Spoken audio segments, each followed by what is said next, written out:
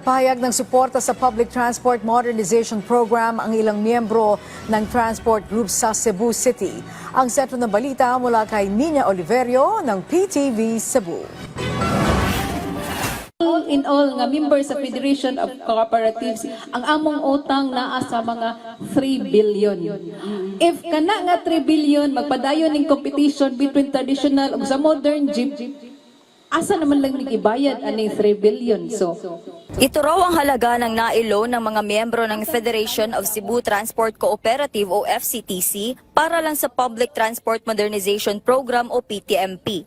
Nagsanib puwersa nitong Lunes ang iba't ibang transport group sa ilalim ng FCTC para magpahayag ng kanilang suporta sa PTMP na kinabibilangan ng 13 kooperatiba. Ayon sa grupo, wala silang nakikitang dahilan upang ihinto ang pagpapatupad ng programa dahil maliban sa kanilang nagastos, nakita nila ang magandang epekto nito sa kalikasan.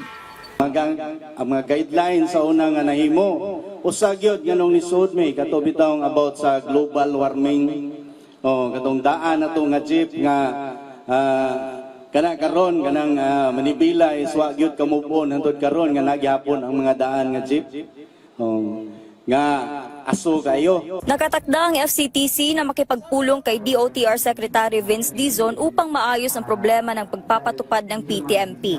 Ayon sa LTFRB Central Visayas, nasa 9,640 units ng POJ ang nag-file para sa consolidation, habang 785 units naman sa UV Express o katumbas sa higit 70%. Ang atong percentage right now is about 93%. In a sense nga taas ang ni-file, taas yun ta, 93%. But ang atong decision as of now, dili pa po 93%. Kaya pa may uban na kuwangan pag mga papers ang uban. But ongoing? Yeah, ongoing ang process sa adjudication for the consolidation decision.